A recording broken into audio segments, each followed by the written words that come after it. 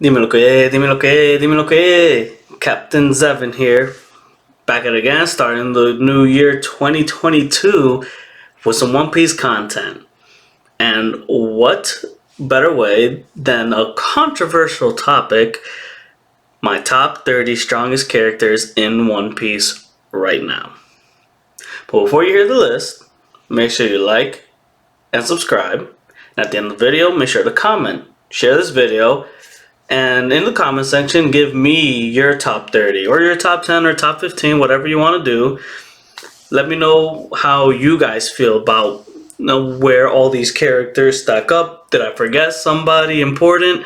There's a lot of characters in One Piece, so I did my best to remember the strongest ones. So, without further ado, let's get into quite the controversial topic. And just for a heads up, I'm gonna be going through these relatively quickly because that's a lot of characters to try to talk about.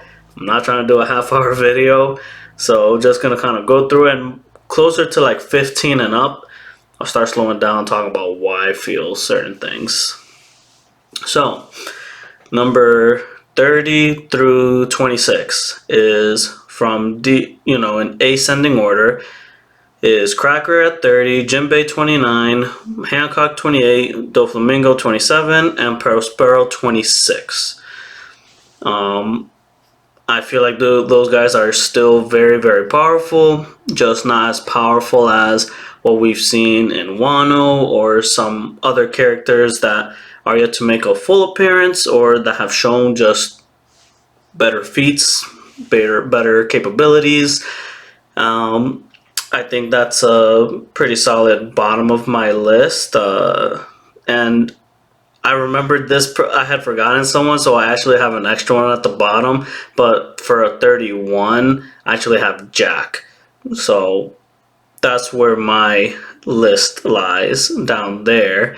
And then the next, from 25 to 21, I have Killer 25, Queen 24, King 23, Yamato 22, Green Bull 21, Fujitora 20. We've seen Killer do a lot. He's very powerful, and I definitely feel that he can beat all the people on the lower end of that list, though King and Queen is debatable. We didn't get to see him fight them for obvious reasons. And I still think that Yamato is stronger than both Queen and King. Just personally, I feel like she is. And Green Bull Fujitora, they're admirals. Though we haven't seen Green Bull do anything or Fujitora go all out, other than, all we saw was his display with Sabo as he was learning a new Devil Fruit. So those guys probably deserve to be higher, Fujitora and Green Bull, but until we see more, I'm actually really comfortable with where they fall in my top 30 list. Now, continuing on. So that was 25 to 20, Fujitora at 20. Now, 19, next would be 19 is Shiryu, 18 Marco, 17 is Kid, and 16 is Law. The reason for this, Shiryu, I definitely feel that he can beat the newer admirals, and the only reason it's even questionable about the older gen is because I haven't seen him in action. And, of the right hands, obviously I have him over King, but he could be higher. I don't know where to put him, but putting him under Marco, I feel like is a nice sweet spot to put him for right now. Marco, we've seen what he can do. He is quite powerful, and I definitely feel that Marco is just that strong. Though I do feel that Kid and Law are both stronger, especially because right now they're fighting Big Mom. I think Kid and Law are going to be way higher in this list at the end of Wano. I need to see how they handle the Big Mom fight. But You know, Kid and Law is tentative there. I definitely put Law over Kid though. I definitely do. But let's see how the rest of that fight goes, and then next year I guarantee that they're going to be in a different spot in this list. And Shiryu, maybe we'll see him do something next year. Who knows? Now, 15 to 11. Sanji, Zoro, Katakuri, Kizaru, Aokiji. I definitely feel that Sanji and Zoro are like right there next to each other. Zoro with the one leg up. And not just because of Conqueror's Haki. Well, I guess I can't say that exactly. I mean, he has advanced Conqueror's Haki. And Sanji has the exoskeleton. So I feel like they both got buffed. But Sanji, they both have to get used to their new powers, obviously. But I still feel that Zoro has the leg up, personally. Especially because he was on the rooftop, did a lot of stuff there, and then he went and fought King. Sanji beat Queen. I'm assuming Zoro has defeated King at this point, you know, because officially chapter 1036 has not come out. So based off the assumptions of 1035, I'm just going to assume, you know, Sanji beat one person in one chapter, Zoro beats the next one in the next chapter. We move on. Unfortunately, we don't get more from fights, but Wano's already the longest arc period, so you know, beggars can't be choosers either. It's like, it's that now we're playing that game where it's taking a while, but we want more, but it's taking a while. I definitely think Katakuri is stronger than both Zoro and Sanji, though. I mean, that future sight, the way he was handling Luffy, yeah, he gave Luffy the dub. Like, no question in my mind, at least. And I just haven't seen anyone that I've already said do something that would make me think, oh yeah, they're definitely stronger than Katakuri. The only person in the list under Katakuri that I would probably have a question about it, besides Zoro and Sanji, is Marco. Other than that, maybe Law and Kid. Like, those 4 or 5 guys right under Katakuri are the only ones that I'm thinking, yeah, they got a shot. But I still give the edge to Katakuri. He's just damn amazing. And then above him, I put Kizaru and Aokiji. Because Kizaru is yet to try. And we saw what he did on Shaburi. Like, it took Rayleigh. I didn't put Rayleigh on the list. That's okay. That's okay. I'll just let you know at the end of the video where I would insert him. I knew I was forgetting somebody important. Well, but yeah, he was holding off Rayleigh. And Kizaru doesn't try with anything. He's very lazy. And he actually was like putting a little bit of oomph. That's like the most we've seen out of him. So I put Kizaru up there, and I put Aokiji above him because it was between Aokiji and Akainu for Fleet Admiral. And obviously we know Aokiji lost that fight, so by de facto he is under Akainu, but I definitely put him above Kizaru. Now we get to the top 10. Sitting at number 10, I put Sabo. I 100% think that Sabo is stupidly strong. How strong, I really don't know, but I feel very confident that he can beat everyone else that I said already in this list. I mean, him and like Limburg and Morley, they were fighting Fujitora and Greenbow. Granted, we don't know what ended up happening with Sabo. It's implied that he died, but he's not dead. But I mean, they were fighting 2 admirals. They had no problem with that. That's impressive. And we already seen him fighting Fujitora, practicing a new Devil Fruit. So I put him at 10. At number 9, Ben Beckman, the most hyped up right hand in the verse.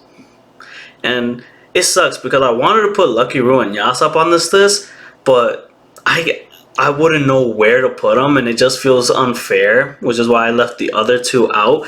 But when you go back to the Ultimate chapter, and we were learning about all the bounties of the Yonko, and they mentioned Shanks' crew, like members by name, I didn't hear Shiryu, I didn't hear King, I didn't hear Katakuri. We heard Ben Beckman, Lucky Roo, Yasop. Average high bounty. I'm just saying, that's crazy when those names come up in the same conversation as Gold Roger, Rocks, Whitebeard, the Ures to the Yonko. Ben Beckman gets 8.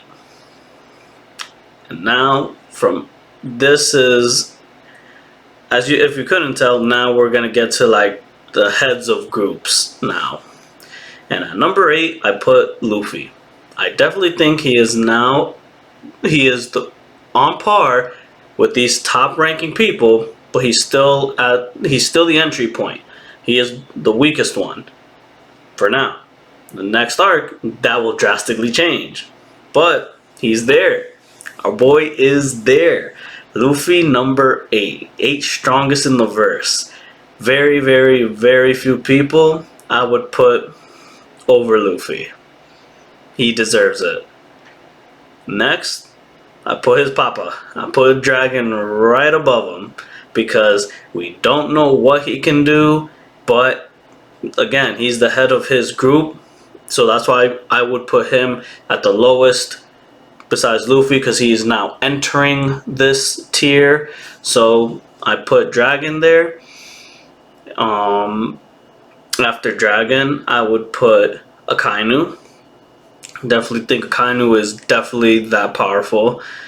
But compared to the top 5, I mean, 1 through 8 is just very close. It's really anyone can beat anyone. It just depends on what they ate that day, I guess. But like, they're very close in power to me. But I put Akainu 6. Number 5. Oof. No, yeah. Number 5, I put Blackbeard. Just because I want to see him in action. For now, I put him at 5, but he can easily be like 2. But let's see what he can do, because I mean, the fact that he took out the whole Whitebeard crew and just with 1 fruit, kind of crazy. Next, I would put Big Mom. After Big Mom comes Shanks. After Shanks comes Mihawk. And after Mihawk comes Papa Kaido at number 1. So it's Kaido 1, Mihawk 2, Shanks 3, Big Mom 4, Blackbeard 5. That's my top 5. And if anyone's wondering why the hell do I have Mihawk that sky high, he was Shanks' rival and then said it wasn't worth it after he lost the arm. And he's waiting for someone to surpass his rival. And I put Shanks right next to Kaido. And if Mihawk says that Shanks isn't worth it, to me, I don't know about other people, but to me that says Mihawk knows he's going to get the dub. Why is he going to go into that fight knowing the outcome? He needs a real challenge. And that's freaking insane. So, that's my top 30. And if I had to insert Rayleigh in here, being brutally honest, I would put Rayleigh either I would put him right after Kizaru. I think if that fight would have gone on, I think Kizaru would have won.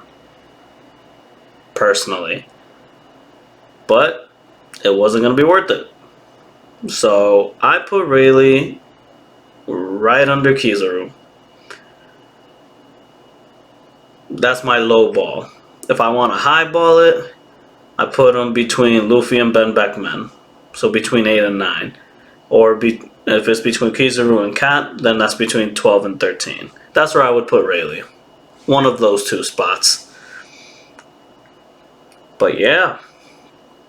Top 30. So, let me know your top 30. Where would you put all these people? And yeah, let's kick off this year and have a strong year together, guys. You guys take care, and I'll see you in the next one. Captain Zevin, out.